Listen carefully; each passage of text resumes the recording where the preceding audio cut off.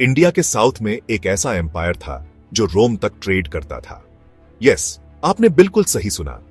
India के southern part में एक ऐसा एम्पायर था जिसके ट्रेड नेटवर्क्स रोम तक फैले हुए थे। इमेजिन करो, इंडियन गुड्स से भरे हुए जहाज बड़े बड़े ओशंस पार करके रोमन एम्पायर के हार्ट तक पहुंचते थे। ये थी सातवाहना डायनेस्टी, डेक्कन में 4 सेंचुरी से भी ज्यादा टाइम तक एक जबरदस्त पावर। उनका इन्फ्लुएंस बहुत ज्यादा था और उनके अचीवमेंट्स भी रिमार्केबल थे। उन्होंने डेक्कन के लिए एक यूनिक आइडेंटिटी बनाई, लोकल ट्रेडिशंस को बाहर के इन्फ्लुएंसेस के साथ ब्लेंड करके। उनका राज महाराष्ट्र, आंध्र प्रदेश, तेलंगाना, कर्नाटका और गुजरात तक फैला हुआ था। उनके पोर्ट्स दूर देशों के मर्चेंट्स से हमेशा बिजी रहते थे। वो spices, fine textiles, precious stones और आइवरी का ट्रेड करते थे। सातवाहनास ने इंडिया को पूरी दुनिया से कनेक्ट किया। डिस्कवर कीजिए सातवाहना एम्पायर को, एक ऐसा एम्पायर जिसने डेक्कन से लेकर मेडिटेरेनियन तक अपनी छाप छोड़ी। सातवाहनों का राइज समझने के लिए हमें थोड़ा रिवाइंड करना होगा। 3री सदी बीसीई में माइटी मौर्य साम्राज्य, चंद्रगुप्त और अशोक जैसे एम्परर्स के अंडर ने इंडियन सबकॉन्टिनेंट के एक बहुत बड़े हिस्से को यूनिफाई किया था। उनका इन्फ्लुएंस डेक्कन में काफी अंदर तक फैला हुआ था, लेकिन सभी ग्रेट एम्पायर्स की तरह मौर्य पावर भी आखिर में कमजोर होने लगी।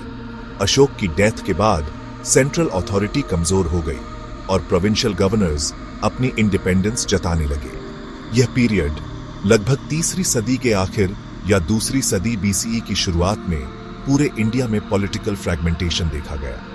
नॉर्थ में शुंग और कण्व का राइज हुआ, जबकि कई दूसरी रीजनल पावर्स उभरने लगी। इसी पॉलिटिकल वैक्यूम में, एम्पायर्स की इसी उथल पुथल में, सातवाहन, जिन्हें कुछ प्यूरानिक टेक्स्ट्स में आंध्र भी कहा जाता है, ने डेक्कन में अपनी अपॉर्चुनिटी देखी। डेक्कन एक विशाल प्लेटो जो रिसोर्सेज से भरपूर और स्ट्रेटेजिकली लोकेटेड था, एक स्ट्रॉन्ग इंडिजिनस पावर के उभरने के लिए बिल्कुल तैयार था। सातवाहन इस वॉइड को भरने के लिए परफेक्टली पोइज्ड थे। वे एक लोकल पावर थे जिनके रूट्स शायद गोदावरी और कृष्णा नदियों के आसपास की फर्टाइल लैंड्स में थे, एक रीजन जो उनका हार्टलैंड बन गया। प्रिसाइज स्टार्टिंग पॉइंट चाहे जो भी हो, यह क्लियर है कि उन्होंने ग्रेजुअली अपनी पावर को कंसोलिडेट किया। वेस्टर्न डेक्कन से शुरू करते हुए प्रतिष्ठाना, मॉडर्न पाइथन, महाराष्ट्र में के आसपास, जो उनकी अर्ली कैपिटल बनी। यह राइज इंस्टेंटेनियस नहीं था। सातवाहनों ने इस कॉम्प्लेक्स एनवायरनमेंट में नेविगेट करने में खुद को एडेप्ट साबित किया। सातवाहन डायनेस्टी की कहानी सिमुक नाम के एक रूलर से शुरू होती है। उन्हें आमतौर पर फाउंडर माना जाता है, वो जिसने इस शानदार इंपीरियल इमारत के लिए पहली मजबूत ईंटें रखी। माना जाता है कि सिमुक ने 1st सेंचुरी बीसीई के दूसरे हिस्से में राज किया था। हालांकि कुछ स्कॉलर्स उन्हें पहले का लगभग 230 बीसीई के आसपास का मानते हैं, ठीक जब मौर्य डिक्लाइन सही मायनों में शुरू हुआ था। उन्हें डेक्कन के कुछ हिस्सों में शुंग और कण्व पावर के बचे कुचे हिस्से को उखाड़ फेंकने और एक इंडिपेंडेंट सातवाहन किंगडम की स्थापना करने का क्रेडिट दिया जाता है। उनका शुरुआती बेस शायद आज के महाराष्ट्र के आसपास के रीजन में था, जहां प्रतिष्ठान, पैठण, गोदावरी नदी के किनारे एक की सेंटर का काम करता था। सिमुक का राज सातवाहनों को एक ऐसी ताकत बनाने में बहुत इंपॉर्टेंट था जिसका लोहा माना जाए। सिमुक के बाद उनके भाई कान्हा या कृष्ण गद्दी पर बैठे। कान्हा ने कंसोलिडेशन और एक्सपेंशन का काम जारी रखा। नासिक की एक गुफा में मिले इंस्क्रिप्शंस में लिखा है कि कान्हा के अंडर एक ऑफिसर ने उसे खुदवाया था, जिससे वेस्टर्न डेक्कन के इस इंपॉर्टेंट रीजन पर उनके कंट्रोल का पता चलता है। यह दौर नए बने किंगडम की नींव मजबूत करने का था। इसमें सिर्फ मिलिट्री कैंपेन्स ही नहीं थे और ज्यादा टेरिटरी को कंट्रोल में लाने के लिए, बल्कि एक एडमिनिस्ट्रेटिव फ्रेमवर्क बनाना भी शामिल था। इन शुरुआती रूलर्स को एक मुश्किल पॉलिटिकल लैंडस्केप में रास्ता बनाना पड़ता था, दूसरी लोकल पावर्स से डील करते हुए और अपने फ्यूडेटरीज की लॉयल्टी पक्की करते हुए। उनकी कोशिशें सातवाहन पावर के लंबे समय तक टिके रहने और ग्रोथ के लिए बहुत जरूरी थी। शुरुआती सातवाहन रूलर्स को बहुत सारे चैलेंजेस का सामना करना पड़ा। सिमुक और कान्हा जैसे रूलर्स के शुरुआती ग्राउंडवर्क के बाद सातवाहन डायनेस्टी में उनके सबसे पावरफुल अर्ली किंग्स में से एक सातकर्णी आई का राइज हुआ। वो नॉर्थ में शुंग किंग पुष्यमित्र शुंग या शायद उनके सक्सेसर्स के कंटेम्परेरी थे। सातकर्णी आई ने अपनी मिलिट्री कॉन्क्वेस्ट से सातवाहन टेरिटरीज को सिग्निफिकेंटली एक्सपैंड किया।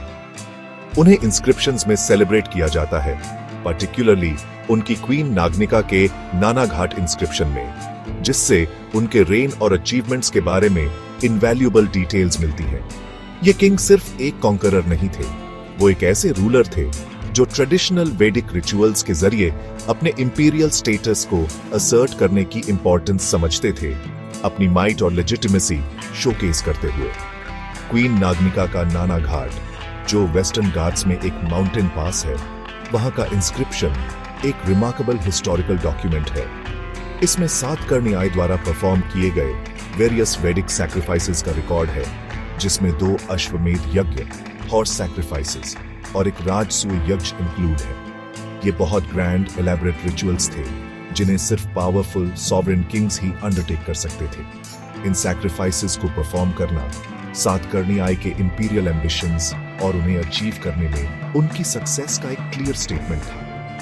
नानाघाट इंस्क्रिप्शन सातकर्णी आई के अंडर किंगडम की इकोनॉमिक प्रॉस्पेरिटी को भी हाईलाइट करता है। इसमें इन सैक्रिफाइसेस के दौरान ब्राह्मणस को दिए गए काउस, हॉर्सेस, एलिफेंट्स और वेल्थ, कर्षापानास, एक टाइप का कॉइन, के लार्ज डोनेशंस का मेंशन है। उनके रेन में सातवाहन पावर डेक्कन के लार्ज पार्ट्स तक एक्सटेंड हुई, पॉसिबली मालवा और नर्मदा वैली तक, और इसने दूसरी कंटेम्पररी पावर्स को चैलेंज किया।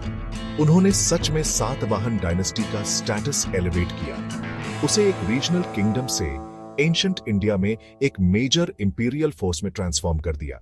उनकी मिलिटरी प्रोवेस ने उन्हें दक्षिणा पथपति, लॉर्ड ऑफ द डेक्कन जैसे टाइटल्स दिलाए। सेक्शन 5, गौतमीपुत्र सातकर्णी सातवाहन लेगेसी का रक्षक। सदियां लंबी हो सकती हैं और डायनेस्टीज में अक्सर उतार चढ़ाव आते हैं। सातवाहन पावर को शकों जैसे हमलावरों से काफी चैलेंजेस का सामना करना पड़ा।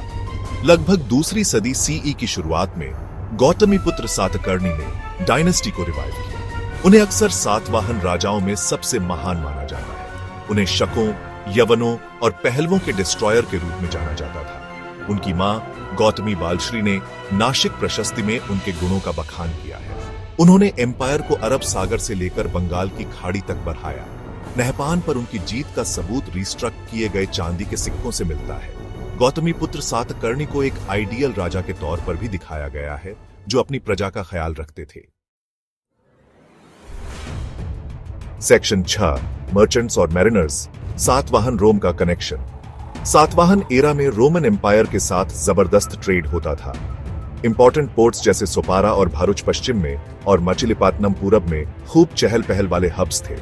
रोम से शिप्स सामान लेकर आते थे और इंडियन जहाज लग्जरी आइटम्स लेकर जाते थे। यह था पुराने जमाने का इंडियन ग्लोबलाइजेशन। रोमन्स की इंडियन लग्जरी गुड्स के लिए डिमांड कभी खत्म नहीं होती थी। प्लिनी द एल्डर ने अफसोस जताया था कि रोम का सोना इंडिया जा रहा है। इनलैंड ट्रेड रूट्स अंदर के इलाकों को इंपोर्ट से कनेक्ट करते थे। मर्चेंट गिल्ड्स इस ट्रेड को ऑर्गेनाइज और फाइनेंस करते थे। सातवाहन रूलर्स सिक्योरिटी देते थे और सिक्के बनवाते थे ताकि ट्रेड आसानी से हो सके। 7वां सेक्शन, ऐसी आर्ट जो खुद बोलती है, अमरावती की शान। सातवाहन पीरियड बुद्धिस्ट आर्ट और आर्किटेक्चर के लिए एक गोल्डन एज था। राजाओं ने बुद्धिज्म को सपोर्ट किया, जिससे शानदार मॉन्यूमेंट्स बने। अमरावती का ग्रेट स्टूपा एक मास्टरपीस है। इसके तराशे हुए लाइमस्टोन पैनल्स दुनिया भर के म्यूजियम्स में रखे हुए हैं। ये पैनल्स जातक कथाएं और बुद्ध के जीवन के सीन्स दिखाते हैं। अमरावती स्कूल ऑफ आर्ट अपने एलिगेंट फिगर्स और कॉम्प्लेक्स कंपोजिशंस के लिए जाना जाता है। सेक्शन 8, सिक्के और इतिहास, ताकत की भाषा। कोइंस है ना, पास्ट में झांकने वाली छोटी खिड़कियों जैसे होते हैं। सातवाहन रूलर्स ने पोर्ट्रेट्स वाले कॉइन्स जारी किए, जो इंडो ग्रीक और रोमन कॉइनेज से इन्फ्लुएंस थे। ये कॉइन्स ज्यादातर सिल्वर के होते थे और इन पर गौतमीपुत्र सातकर्णी और वासिष्ठीपुत्र पुलुमावी जैसे किंग्स की तस्वीरें बनी होती थी। सातवाहन रूलर्स ने लीड, पोटीन, कॉपर और सिल्वर के कॉइन्स जारी किए। उनके कॉइन्स पर एलिफेंट्स, लायंस और शिप्स जैसे सिंबल्स बने होते थे। जो मैरिटाइम ट्रेड की तरफ इशारा करते थे।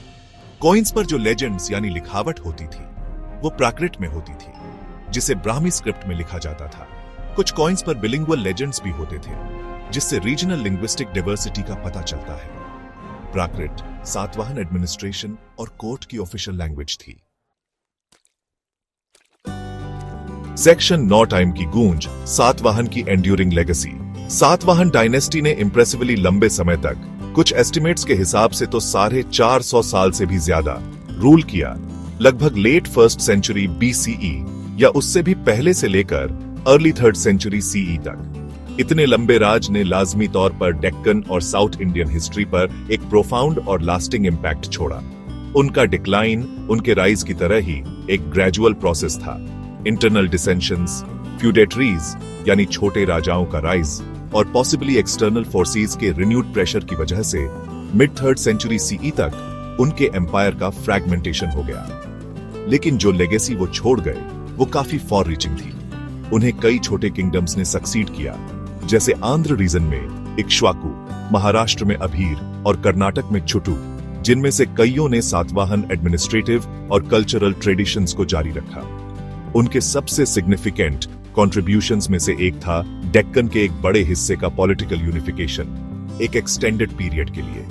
इससे स्टेबिलिटी मिली और एग्रीकल्चर, ट्रेड और अर्बन सेंटर्स की ग्रोथ फैसिलिटेट हुई।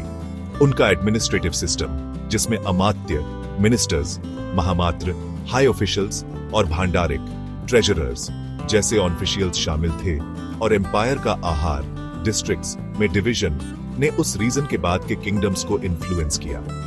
उन्होंने कई तरह की लोकल कम्युनिटीज और ट्राइबल ग्रुप्स को भी अपने इंपीरियल स्ट्रक्चर में सक्सेसफुली इंटीग्रेट किया, जिससे डेक्कन में एक ज्यादा कोहेसिव सोशियो पॉलिटिकल फैब्रिक बना। इसने साउथ इंडिया में आने वाली सेंचुरीज में और भी बड़े और ज्यादा पावरफुल एम्पायर्स के उभरने के लिए ग्राउंडवर्क तैयार किया।